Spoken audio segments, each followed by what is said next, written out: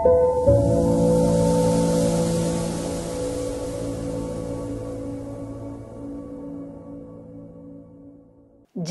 హక్కు, చదువుకునే హక్కు రాజ్యాంగంలో రాసుకున్నాం. పిల్లలు ఉండవలసింది బడిలో అని చెప్పుకున్నాం. కానీ పిల్లలు బడిలో కాకుండా పనిలో ఎందుకున్నారు? ముఖ్యంగా సమాజంలో ఒక సామాజిక నియమం, పిల్లల పట్ల పిల్లల హక్కులను గౌరవించాలనే ఒక నియమం లేనందువల్ల పిల్లలు పనిలో ఉన్నారనేది మాకు అర్థమైంది. ఇది బాల కార్మిక వ్యవస్థ కొనసాగడానికి ఉన్న సామాజిక నియమాన్ని మార్చడానికి మేము ప్రయత్నం చేశాం. ఇది కేవలం తెలంగాణకు సంబంధించిన సమస్య, ఆంధ్రప్రదేశ్కి సంబంధించిన సమస్య, లేదా దేశవ్యాప్తంగా ఉన్న సమస్య? మన రాష్ట్రాలకే సంబంధించింది కాదు, ఇది ప్రపంచవ్యాప్తంగా ఉన్న సమస్య. ఇది ఆఫ్రికా దేశాలు, ఆసియా దేశాల్లో ఈ సమస్య విస్తృతంగా ఉధృతంగానే ఉంది. ఈ సమస్యని అడ్రస్ చేయటానికి ఎంవీఎఫ్ ఏం చేసింది? ముఖ్యంగా మేము చేసింది గ్రామీణ ప్రాంతం నుంచి మొదలుపెట్టి కార్యకర్తలను, సమాజాన్ని, ఇది తప్పు, బాల కార్మిక వ్యవస్థ నిర్మూలన సాధ్యమే, మనమందరం తలుసుకుంటే ఇది సాధ్యమే అని అనుకొని ప్రభుత్వం మీద ఒత్తిడి పెంచడం ద్వారా ప్రభుత్వం కూడా దీంట్లో భాగస్వామ్యం అయింది. ఎంతమంది పిల్లలు ఉమ్మడి ఆంధ్రప్రదేశ్ రాష్ట్రం నుంచి బాల కార్మిక వ్యవస్థ నుంచి బయటకు వచ్చారు? ఉమ్మడి ఆంధ్రప్రదేశ్ మరియు మిగతా రాష్ట్రాలు మొత్తం కలిసి ఈపాటికి ఒక 15 లక్షల మంది పిల్లల్ని బాల కార్మిక వ్యవస్థ నుంచి విముక్తి చేసి బడుల బాట పట్టారు. ఈ 15 లక్షల మంది పిల్లలు ఎక్కడున్నారు, ఏం చేస్తున్నారు? ఇప్పుడు చాలా మంది చాలా వృత్తులను ఎన్నుకున్నారు. టీచర్స్ అయ్యారు, డాక్టర్స్ అయ్యారు, ఇంజనీర్స్ అయ్యారు, జర్నలిస్టులు అయ్యారు, సర్పంచ్లు అయ్యారు. ఈ జర్నీ, ఈ ప్రయాణంలో వాళ్ళు చాలా అత్యున్నత స్థానంలో ఉండి మాకు అప్పుడప్పుడు కలిసినందుకు మాకు చాలా సంతోషం వేస్తుంది. ఇంత మార్పు ఎలా సాధ్యమైంది? ఈ సాధ్యం వెనకాల ఒక సంస్థ నిరంతరం చేసినటువంటి కృషి ఉంది. ఆ సంస్థే మామిడిపూడి వెంకటరంగయ్య ఫౌండేషన్, ఎంవీఎఫ్. ఈ ఎంవీఎఫ్ ద్వారా చేసినటువంటి కృషి అర్థం కావాలి అనంటే మనం 4 దశాబ్దాల వెనక్కి వెళ్ళాలి. ఆ 4 దశాబ్దాల ప్రయాణ కాలంలో వెంకటరెడ్డి గారు చేసినటువంటి కృషిని తెలుసుకోవాలి. ఆయన మాటల్లోనే సంభాషణ కార్యక్రమంలో విందాం.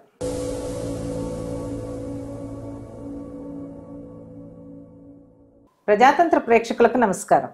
ఈనాటి మన సంభాషణ ముఖ్య అతిథి ఆర్ వెంకటరెడ్డి గారు. వెంకటరెడ్డి గారు పేరు చెప్పంగానే గుర్తొచ్చేటటువంటి విషయం ఏంటంటే మామిడిపూడి వెంకటరంగయ్య ఫౌండేషన్, ఎంవీఎఫ్ అంటారు. ఎంవీఎఫ్ని బహుశా 2 తెలుగు రాష్ట్రాల్లోనూ తెలియని వాళ్ళు లేరు. బాల కార్మిక వ్యవస్థ మీద ఆ సంస్థ చేసినటువంటి కృషి వల్లనే చాలా మార్పులు ఈరోజు ప్రభుత్వంలో వచ్చాయి. ఎంతమంది పిల్లలు బాల కార్మిక వ్యవస్థ నుంచి బయటకు వచ్చి ఉంటారు? ఊహించగలరా? 15 లక్షల మంది పిల్లలు బాల కార్మిక వ్యవస్థ నుంచి విముక్తమయ్యారు. అసలు ఈ సంఖ్య ఏం చెప్తోంది అంటే అంతమంది బాల కార్మికులుగా ఉండాల్సిన పరిస్థితులు ఏంటి? ఏ సామాజిక వర్గం నుంచి ఈ పిల్లలు చదువుకు దూరమయ్యారు, ఒక ప్రాథమిక హక్కుకు దూరమయ్యారు, ఒక స్వచ్ఛంద సంస్థ వచ్చి దీని మీద పని చేస్తే తప్పించి ప్రభుత్వాలు కదలని పరిస్థితి ఏంటి? అంతమంది పిల్లలు ఈరోజు ఏం చేస్తున్నారు? బయటకు వచ్చి ఎలాంటి ఉపాధుల్లో నిలబడ్డారు? అట్లానే వెంకటరెడ్డి గారు మొదటి నుండి దాదాపు 1981లో రిజిస్టర్ అయిన ఈ సంస్థ ఇప్పటికీ కూడా విద్యారంగ వ్యవస్థలో అనేక రకాలైనటువంటి సూచనలు చేస్తోంది. ఆ ప్రయాణంలో వెంకటరెడ్డి గారు చాలా కీలకమైనటువంటి బాధ్యతలు నిర్వహించారు. ఆ బాధ్యతల్లో భాగంగా మన రాష్ట్రంలోనే కాదు, 2 తెలుగు రాష్ట్రాల్లోనే కాదు, దేశంలో చాలా రాష్ట్రాల్లో కూడా పనిచేస్తున్నారు. దేశ విదేశాల్లో కూడా విద్యా వ్యవస్థ, దాంట్లో రావాల్సినటువంటి మార్పుల గురించి కృషి చేస్తూ ఉన్నారు. ఈ కృషిలో వచ్చినటువంటి అనుభవాలు ఏంటి? ఎలాంటి పరిస్థితులను అధిగమించారు? ఇంకా రావాల్సినటువంటి మార్పులు ఏంటి? ఈ మార్పుల ఎదురుగుండా ఉన్నటువంటి సవాళ్ళు ఏంటి? వీటన్నిటి గురించి కూడా ఈరోజు మనము వెంకటరెడ్డి గారితో మాట్లాడదాం. హలో వెంకటరెడ్డి. నమస్తే. నమస్తే అండి. సో మీ ప్రయాణం నిజంగా చాలా స్ఫూర్తిదాయకం. అంటే చూస్తూ ఉన్నాము 80ల నుంచి కూడా ఎంవీఎఫ్ ప్రయాణాన్ని. మిమ్మల్ని ఎంవీఎఫ్ వెంకటరెడ్డి గారు, మీ ఇంటి పేరే ఎంవీఎఫ్ అయిపోయింది. సో ఈ సందర్భంలో అసలు ఇంత సామాజిక అంశంలోకి రావటానికి మిమ్మల్ని ఇన్స్పైర్ చేసినటువంటి విషయాలు ఏంటి? ఒకటి, నేను చాలా సంతోషం మీతో మాట్లాడడము. ఆ, మొదటిగా నేను నల్గొండ జిల్లా మాది, ఆ, నార్కెట్పల్లి దగ్గర ఊరు. అండ్ నల్గొండ జిల్లా అంటే ఒక ఆ, ప్రభావం, వామపక్ష భావాలు. అండ్ మా అమ్మమ్మ వాళ్ళ తాతలందరూ కూడా కమ్యూనిస్టులు, సాయుధ పోరాటంలో ఉన్నారు. ఆ ప్రభావం ఉంది. బాల్యం నుంచి కూడా వాళ్ళు రావడము, మాట్లాడడము, మేము వెళ్ళడము. అట్లాగే మేమున్న ఫ్యామిలీ కానీ ఇది పెద్ద రైతు కుటుంబము, ఆ అసమానతలు చూడడము. అటువైపు పోతున్నాము ఒక స్టోరీ, ఇక్కడ వస్తున్నాము ఒక స్టోరీ. ఒక ల్యాండెడ్ ఫ్యామిలీ ఇది. సో ఈ మధ్య ఘర్షణల్లో, ఆలోచనలో ఒక ఒక వాతావరణంలో ఉంటుంది. అక్కడి నుంచి కాలేజీలో విప్లవ విద్యార్థి సంఘంలో పనిచేయడం. దాంట్లో ఒక 2 years 3 years తర్వాత అర్థమైంది ఏంటంటే అది పొటెన్షియల్ తక్కువ ఉంది, మనం చేయలేమో ఏమో అనేది. అండ్ సో మొత్తం మీద ఆ భావాలు అయితే ఉన్నాయి. చదవడము, చాలా చదవడము. ఇది ఒక స్ఫూర్తి. ప్రజల పక్షం ఉండాలి, పేదల పక్షమే ఉండాలి అనేది మాత్రం అది ఉన్నది. వెంకటరెడ్డి గారు, ఇప్పుడు ఎంవిఎఫ్ నేపథ్యం ఏంటి? ముఖ్యంగా అంటే మామిడిపూడి వెంకటరంగయ్య ఫౌండేషన్ అనేది మామిడిపూడి వెంకటరంగయ్య గారి పేరు మీద స్థాపించబడ్డది. ఇది కుటుంబ ట్రస్ట్. ఇది ఆయన 40లో స్వాతంత్ర సమరంలో ఉన్నారు. హిస్టరీ ప్రొఫెసర్ బాంబే యూనివర్సిటీలో. ఇక్కడ కూడా చాలా టెక్స్ట్ బుక్స్ రాశారు, హిస్టరీ బుక్స్ మన SCRTలో. ఆయన గతించినప్పుడు వాళ్ళ ఫ్యామిలీ ఏమనుకున్నారంటే, కొంత డబ్బు ఉంది బ్యాంకులో, వాటిని మనం వాడకుండా ట్రస్ట్ ఏర్పాటు చేసి ఆయన పేరు మీద హయ్యర్ ఎడ్యుకేషన్ PhD స్కాలర్స్కి ఏదైనా స్కాలర్షిప్స్, చిన్న చిన్న టైపింగ్, బైండింగ్, అంటే ఆ ఫస్ట్ జనరేషన్కు ఆ సపోర్ట్ ఉండకపోయేది, అట్లా సపోర్ట్ చేసేది. ఆయన పేరు మీద ఉపన్యాసాలు, లెక్చర్స్, మెమోరియల్ లెక్చర్స్ యూనివర్సిటీస్లలో ఇచ్చేది. అది ప్రోగ్రామ్. ఆ తర్వాత ఆయన మన్మరాలే శాంతా సిన్హా గారు, ఆనందం గారి కూతురు. ఆ శాంతా సిన్హా గారు ప్రొఫెసర్ పొలిటికల్ సైన్స్ సెంట్రల్ యూనివర్సిటీలో ఉంటూ శ్రామిక విద్యాపీఠను హెడ్ చేసేది ఎక్స్టెన్షన్ వర్క్లో. అప్పుడు తను మహిళల వేతనాలు, బాండెడ్ లేబరు, బాల కార్మికులు, ఇవన్నీ చూస్తున్న క్రమంలో ఆ పని తీసుకున్నారు. అప్పుడు అది కొంచెం రాడికల్ పని, యూనివర్సిటీ నుంచి చేసిన పని అది. ఆ టెన్యూర్ అయిపోయినాక ఆ పనిని కంటిన్యూ చేయాలంటే అందులో నుంచి ఒక ప్రోగ్రామ్ బాల కార్మికులు తీసుకుందాం. ఎందుకంటే అప్పుడు ఆమె తిరుగుతున్నప్పుడు ఆ దశలో పిల్లలు ఎక్కువ బాల కార్మికులుగా, బాండెడ్ లేబర్గా ఉండేది. సో అందుకోసం ఆ focus bonded labour and Dalit. ఒక దశలో ఎంవి ఫౌండేషన్ దళిత్ ఆర్గనైజేషన్ కిందనే ఆ గ్రామాలలో ఐడెంటిఫై చేసేది. బట్ మేము ఆ గ్రామాలకు వెళ్ళినప్పుడు, సో ఆ క్రమంలో నేను కలిశాను. ఎంవి ఫౌండేషన్లో నా ప్రయాణము ఎప్పుడైతే తను చైల్డ్ లేబర్, బాండెడ్ లేబర్ చేయడానికి ప్రయత్నాలు జరుగుతున్నాయో, ఆ షిఫ్ట్లోనే చిన్న ప్రోగ్రామ్, ఒక 16 గ్రామాలలో పనిచేసేటప్పుడు ఆ ప్రోగ్రాంలో నాకు కూడా నచ్చింది. ఇది మనం అనుకుంటున్న ఇంతకుముందు ఈ మౌలికమైన సామాజిక మార్పు తేవాలి ఇదంతా అనుకొని కొంచెం డిస్ట్రెస్లో, అయ్యో ఏం చేస్తలేమే అనుకున్న దశలో పిల్లలతోని ఒక రోజు వెళ్ళాను నేను. యాక్చువల్లీ చూస్తానికి వెళ్ళిన, అసలు ఇప్పుడు 30 ఏళ్ళు అయింది, ఇంకా రాలే బయటికి. నేను చూడడానికి వెళ్ళి ఏమిటి అసలు వీళ్ళు చేస్తున్న పని అంటే, NGO అంటే కూడా మాకు పెద్ద ట్రైనింగ్స్ లేవు, వీళ్ళు ఏం పని చేస్తారో తెలియదు, వీళ్ళ మీద కొంచెం అపవాదులు కూడా ఉండే, నాన్ గవర్నమెంట్ స్వచ్ఛంద సంస్థలు. సో పోయినప్పుడు ఆ మార్పు, పిల్లలు ఒక రోజు బాండెడ్ లేబర్, ఈరోజు స్కూల్ బ్రిడ్జ్ కోర్స్ లాంటిది నడిపేస్తాను. ఒక్క రోజుల్లోనే ట్రాన్స్ఫర్మేషన్ చూసిన తర్వాత నాకు అబ్బా ఇది కదా చేయాలి అనేది నచ్చి నేను ఇందులోకి వచ్చాను. ఇది నేపథ్యం. యాక్చువల్లీ శాంతా సిన్హా గారు తాతగారు మామిడిపూడి వెంకటరంగ. ఓకే. అంటే ఇది బాండెడ్ లేబర్ మీద పని, క్యాంప్స్ పెట్టడము, వాళ్ళని తీసుకురావడం అనేది ఎప్పుడు మొదలైంది? యాక్చువల్లీ ఇది శ్రామిక విద్యాపీఠలనే స్టార్ట్ చేశారు. ముఖ్యంగా ఈ బాండెడ్ లేబర్ని తీసుకుపోయి స్కూల్కి పంపిస్తే డైరెక్ట్గా తీసుకోకపోయేది, ఏదైనా చదువు చెప్పించి తీసుకురండి అనేది. సో అట్లా కొంచెం ఒక 2-3 క్యాంప్స్ పెట్టి, క్యాంప్స్ కూడా జస్ట్ ఒక దగ్గర పెట్టి ఫండింగ్ లేకుండే. కానీ తర్వాత ఎంవి ఫౌండేషన్లో క్రై అనే సంస్థకు ఒక లెటర్ రాసిండ్రు శాంత గారు, ఇట్లా మేము అనుకుంటున్నాము అన్నప్పుడు. ఆ సంస్థ చాలా పిల్లల కోసమే, చైల్డ్ రైట్స్ అండ్ యూ. వాళ్ళు ఇమ్మీడియట్గా అసలు వచ్చి చూసి పోయడం కాదు, ఈ మంచి ఐడియా ఉంది మీరు పని చేయండి అని అప్పుడు ఫండింగ్ స్టార్ట్ అయింది ఓకే 91లో. అప్పుడు ఒక ఆలోచన, ఫండింగ్ ఉంది కాబట్టి ప్రాపర్గా దీన్ని ఎలా నిర్వహించాలి. క్రైతో క్యాంప్స్ మొదలు పెట్టారా లేకపోతే అంతకుముందు చిన్న చిన్నవి నడిపించారు? అంతకుముందు ఉండేది ఫండింగ్ ఫ్రెండ్స్తోని తీసుకొని. యాక్చువల్లీ ఎందుకు వచ్చిందంటే బాండెడ్ లేబర్ నుంచి చిల్డ్రన్ వదిలినప్పుడు చాలా టెన్షన్స్ ఉండేది యజమానుల నుంచి. కొడతాం, చంపుతాం, ఎక్కడ పోయిన వీళ్ళు అని. వీళ్ళందరినీ దాచిపెట్టడానికి మొదలైన క్యాంప్ యాక్చువల్లీ. వీళ్ళందరిని ఎక్కడైనా పెట్టినప్పుడు పప్పులు ఉప్పులు సిటీలో వాళ్ళు వీళ్ళు ఇచ్చేది. అసలు క్యాంప్ అనేది ఇటువంటి స్ట్రక్చర్ కూడా లేదు.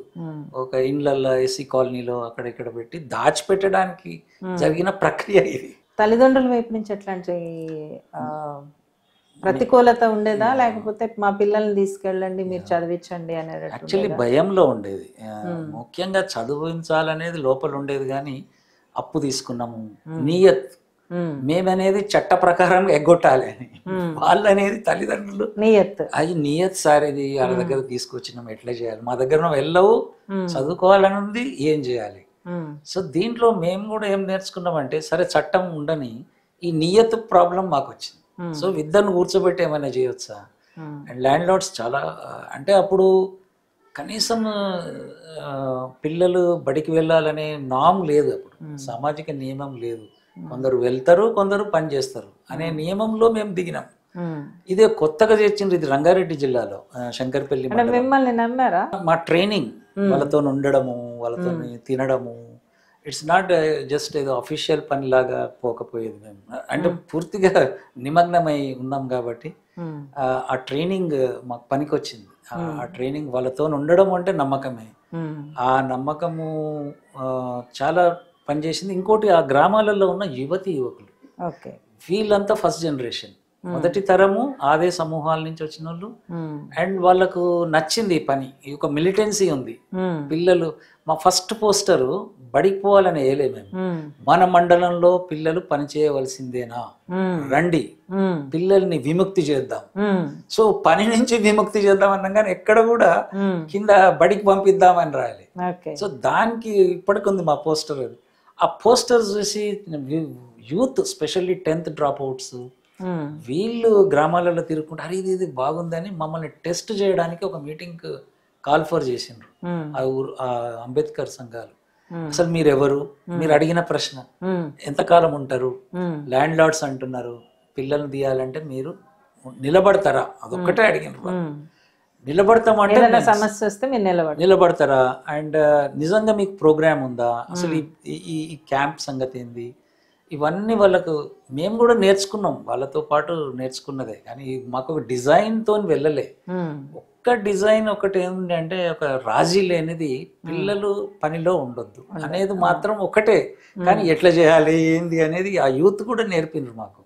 సో ఈ ల్యాండ్ లార్డ్స్ విషయంలో మనం ఎందుకు మాట్లాడకూడదు వాళ్ళతోని అని ఒకటి లేచిండు యూత్.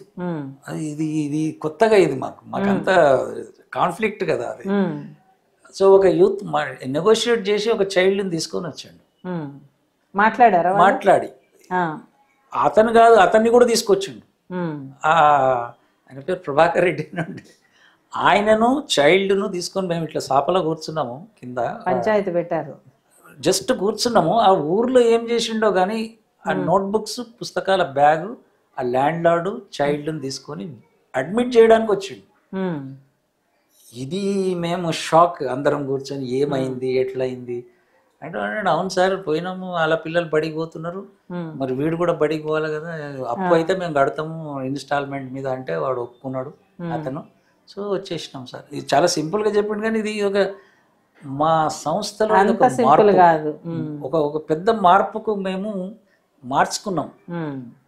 ల్యాండ్ లార్డ్స్కి వ్యతిరేకంగా ఉండాలా, వాళ్ళని ఇందులో కలుపుకొని పోతే ప్రోగ్రామ్ బాగవుతుంది అనేది ఇంక్లూజివ్ అప్రోచ్ అని మేము అప్పుడు అనుకొని, అట్లా టెన్షన్స్ చాలా ఉండే. వ్యతిరేకించిన తల్లిదండ్రులు ఉంటారా అసలు? ల్యాండ్ లార్డ్స్ ఎట్లానో కొంతమంది వ్యతిరేకిస్తారు. తల్లిదండ్రులు మెయిన్లీ ఒకటేమో బాండెడ్ లేబర్, తల్లిదండ్రులేమో ఈ అప్పులు ఇదంతా ఎట్లా అనేది ఒక టెన్షన్.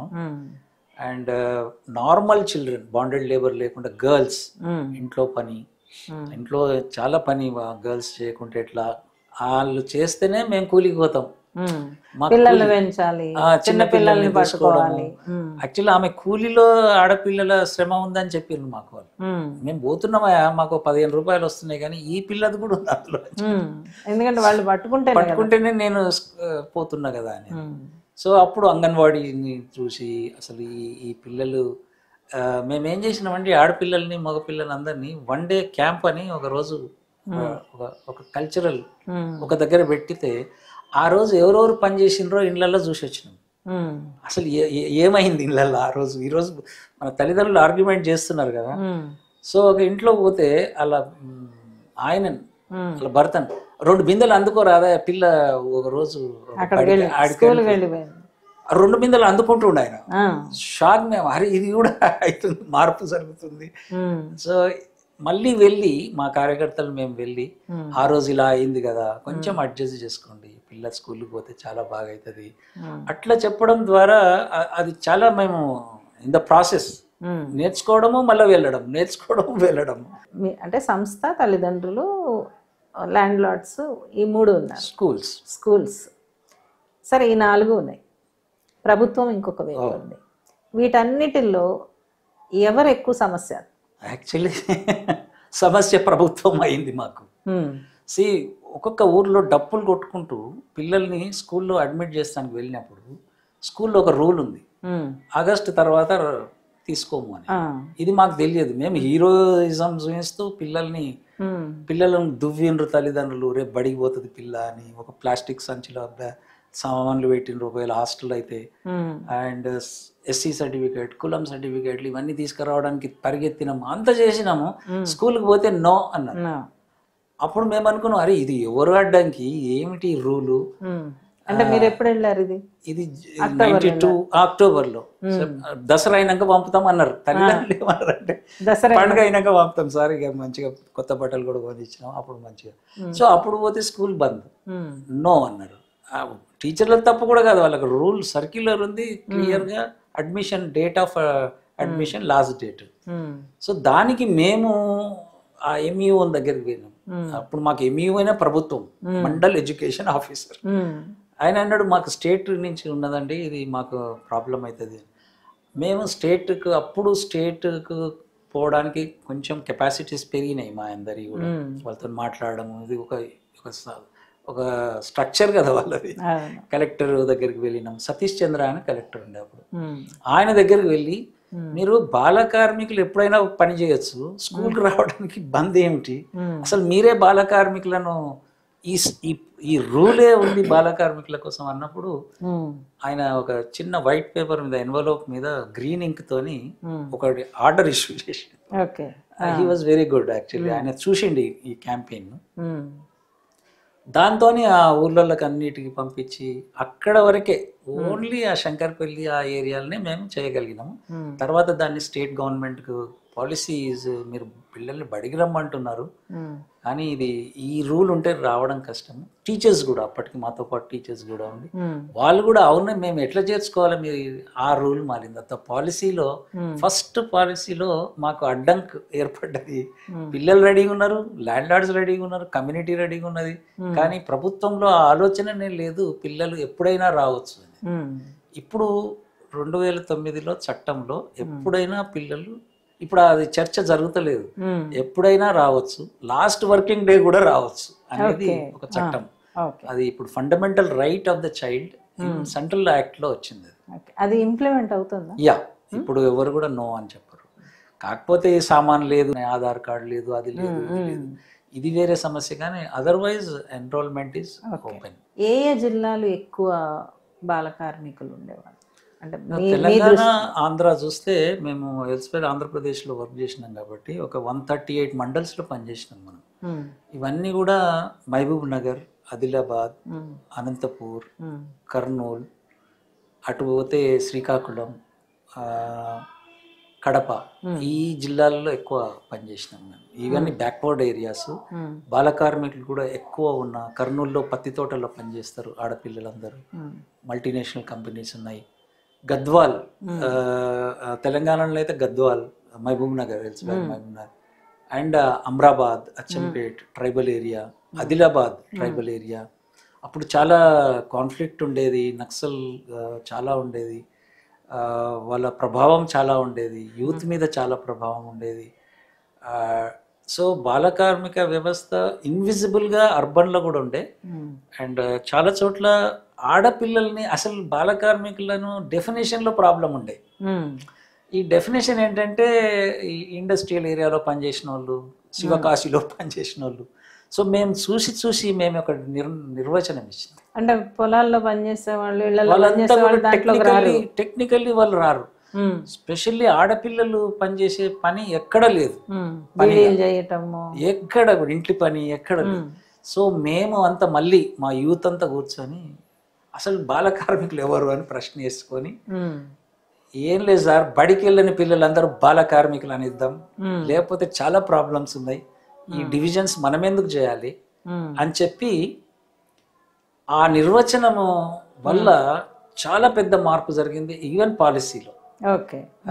ఆ పాలసీ రాష్ట్ర ప్రభుత్వంలో ఈవెన్ అసెంబ్లీలో డెఫినేషన్ ఇచ్చారు.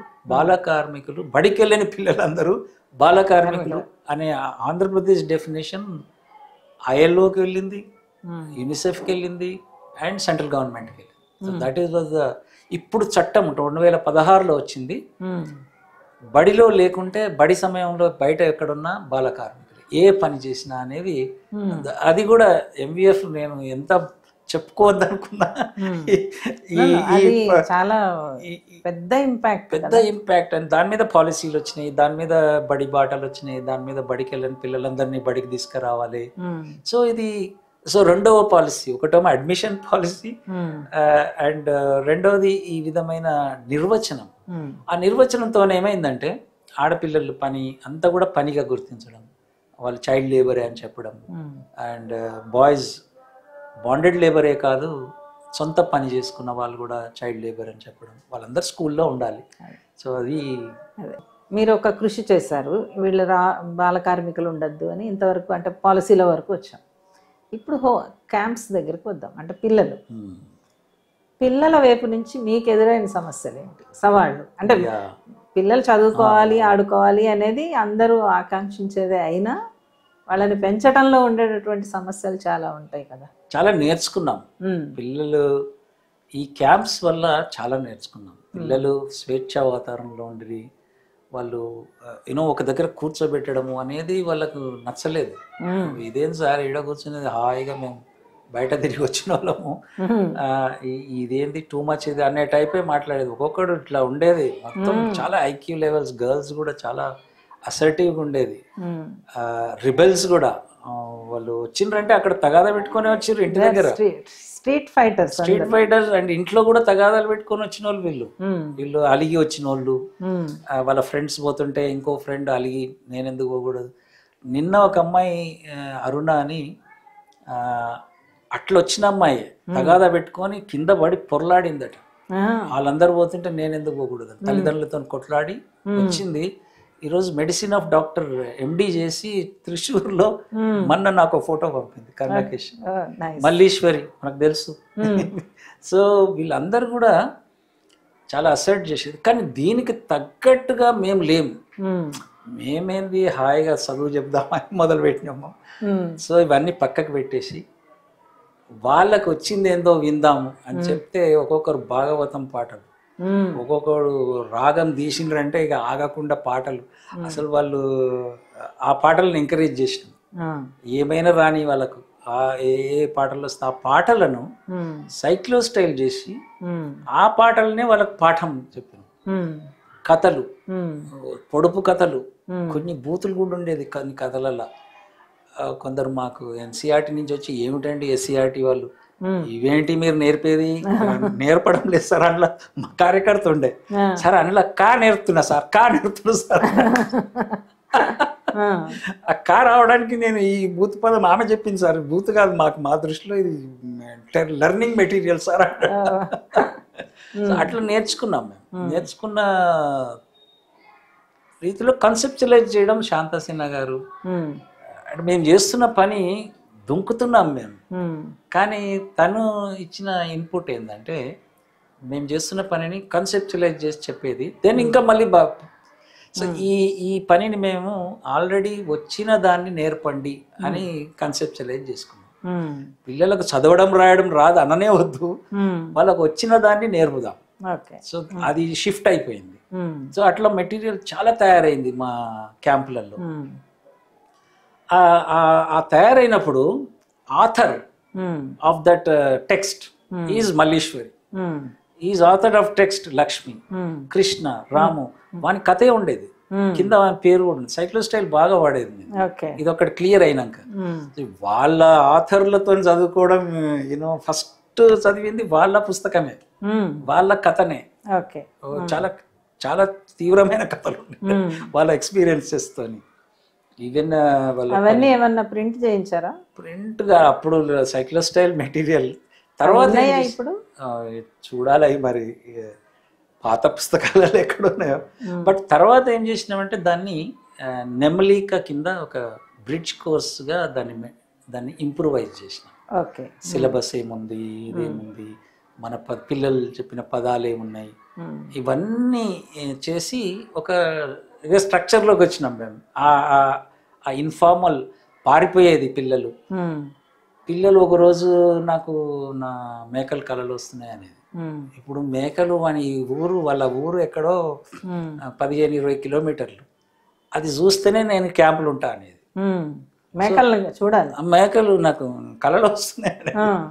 తీసుకుపోయినాం, ఒక కార్యకర్త తీసుకుపోయి మేకలు చూసి మళ్ళా వాపస్ కోసి వాడిగా అబ్బా ఇక మళ్ళీ ఇక చదువు వైపు.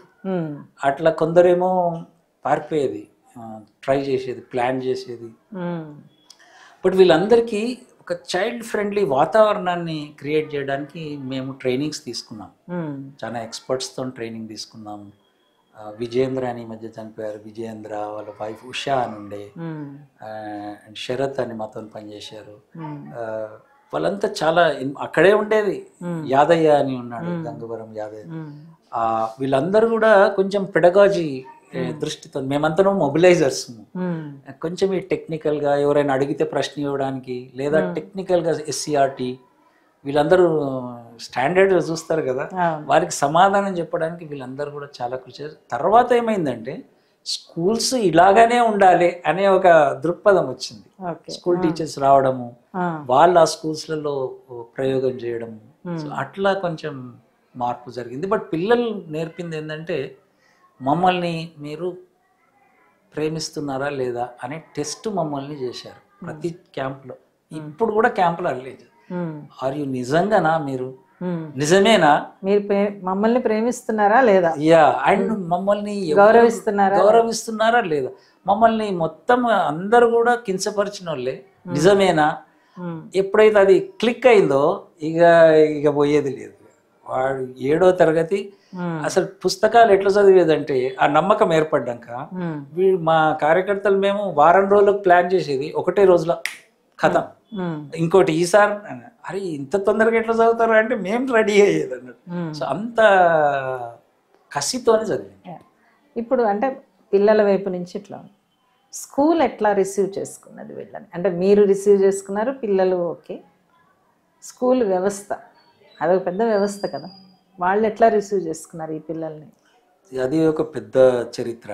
అంటే స్కూల్స్ ఎప్పుడు కూడా వచ్చిన వాళ్ళకు చదువు చెప్పాలనే స్థితిలో ఉండేది. ఇంతమంది వస్తారని కూడా ఎక్స్పెక్ట్ చేయలే. ఇంత పెద్ద క్యాంపెయిన్ జరుగుతుంది బయట, కమ్యూనిటీ అందరు కదులుతున్నారు, తల్లిదండ్రులు, కమ్యూనిటీ మొత్తం అంతా కూడా దళిత బహుజన్ అందరూ కూడా ఆల్మోస్ట్ మెజారిటీ వాళ్ళే. అండ్ వాళ్ళందరూ కూడా స్కూళ్ళకు కదులుతున్నారు. వాలంటరీగా వచ్చిన పిల్లలు వేరు, ఇట్లా మనము క్యాంపెయిన్ ద్వారా వచ్చిన పిల్లలు వేరు. ఎన్నో ఆశలతో మీరు అన్నట్టుగా నిజంగా స్కూల్ మనదేనా, ఇది మనదే. సో ఒక స్కూల్కి నేనున్న పర్సనల్గా అప్పుడు నేను అంత ఫీల్డ్ వర్క్ చేస్తున్నాను, ఒక 10 మందిని తీసుకుపోయాను స్కూల్కి. సో మన వాళ్ళు ఇక్కడ క్యాంపులో ఇక్కడ హాయిగా విచ్చలవిడిగా ఉన్న పిల్లలు ఒక టేబుల్ మీద చెయ్యి పెట్టిండు, అడ్మిషన్కి పోయినాం, చెయ్యి పెట్టి ఇట్లా నిలబడ్డాడు, ఎట్లా మామూలుగా ఇట్లా. ఆ టీచర్కు చాలా కోపం వచ్చింది, ఏం రా సక్కగా నిలబడ్డా అన్నాడు. వీడు ఇదేం స్కూల్ సార్, ఇది నువ్వు స్కూల్ బాగుందన్నావు కదా, ఇట్లా ఏది సార్ అని వాడు రానంటాడు. వద్దు సార్ ఇక నాకు నేను మళ్ళీ పనికి పోతా అంటాడు. ఇన్ని మేము బ్రిడ్జ్ కోర్స్ నడిపి ఇదంతా చేసి.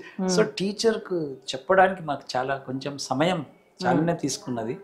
ఈ పిల్లలు చదవరు అని, అండ్ స్కూళ్ళల్లో బాల కార్మికులు రండిరా అని పిలవడము, పిల్లలు కొంచెము అసెట్ చేయడంతోని టీచర్లను అడిగేది వీళ్ళు, మేమందరం సమానం, నువ్వు అట్లా మాట్లాడొద్దు అని చెప్పడం కూడా జరిగింది.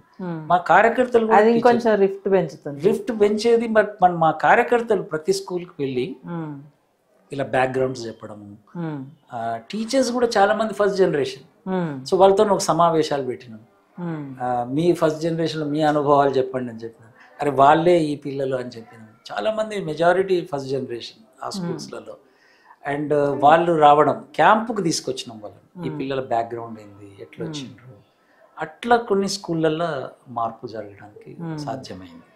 ఓకే, అంటే అంత సులభం అయితే కాదు కదా ఈ ప్రాసెస్. ఈ ప్రాసెస్లో ఇంకా ఎట్లాంటి సవాళ్ళు వచ్చాయి? ఇంకా కొన్ని చోట్ల పిల్లల్ని ఇన్సల్ట్ చేయడం అనేది చాలా, అంటే కులం పేరుతో కన్నా ఎక్కువ స్లో లెర్నర్స్ అని, యూనో వీళ్ళు పని చేసి వచ్చిండ్రని, గర్ల్స్ విషయంలో వీళ్ళు చదవరు, వీళ్ళకి రాదు, బ్రాండింగ్ వేసేది. అండ్ బట్ ఇందులో మా కార్యకర్తలు చేసిన పని చాలా బ్రహ్మాండం. హాస్టల్స్లో వెళ్ళి, సోషల్ వెల్ఫేర్ హాస్టల్ ఉండేది, ఇప్పుడు రెసిడెన్షియల్ గానీ అప్పుడు అన్ని హాస్టల్స్లో జాయిన్ చేసేది మేము. అక్కడికి వెళ్ళి సాయంత్రం కూర్చునేది మా వాళ్ళు, కూర్చొని వాళ్ళని కౌన్సిలింగ్ చేయడము. హాస్టల్లో కూడా తిండి అదో పెద్ద స్టోరీ, క్వాలిటీ లేకపోవడం. యాక్చువల్లీ మీకు చెప్తే నమ్మరు, ఇది క్యాంపులో హాస్టల్కి పోయే ముందు క్యాంపులో క్వాలిటీ తగ్గించేది మేము. అంటే వీళ్ళు ఏదో జైలుకు పోతున్నట్టు అక్కడ అలవాటు పడడానికి చాలా మంది మమ్మల్ని విమర్శ చేసిండ్రు, ఏందా మీరు ఉండి కూడా క్వాలిటీ తక్కువ చేస్తుందంటే. సడన్ గా వాళ్ళు పారిపోతారు సార్ అక్కడి నుంచి. సో కొంచెం అరే వీళ్ళకి చెప్పడం, అరే క్వాలిటీ బాగుండదు కానీ చదువు వదిలిపెట్టొద్దు మీరు, అది ఆ స్ట్రాంగ్ విల్ పిల్లలు అది చేయకపోతే, ఆ ఏజెన్సీ వాళ్ళు కనుక ఉపయోగించకపోతే ఎంవిఎఫ్ లేదు. వాళ్ళు ముందుకుండి మేము ఉన్నాం సార్, మీరు ఏం వరీ కాకండి, చూసుకుంటాం మేము అనే టైప్. బట్ టీచర్స్ కూడా మార్చిండ్రు. వీళ్ళు పాటలు పాడతారు. అయితే 1 year లోపల వీళ్ళు హీరోయిన్లు అయిపోయినారు స్కూళ్ళల్లో. పాటలు పాడడం, అరే 26 January రాండ్రా బాల కార్మికులు అని పిలిచేది స్టార్టింగ్లో. తర్వాత అట్లా అనకుండా పాటలు పాడడం, ప్రైజులు తేవడం, స్కూల్ పేరు తేవడం, మార్క్స్ బాగా రావడం, బాగా చదవడం, అండ్ ఇట్ ఇస్ వెరీ యాక్టివ్గా చేయడం క్లాస్ రూమ్స్ను. సో దాంతోనే స్కూల్స్ కూడా మార్పు జరిగింది అనుకోవచ్చు.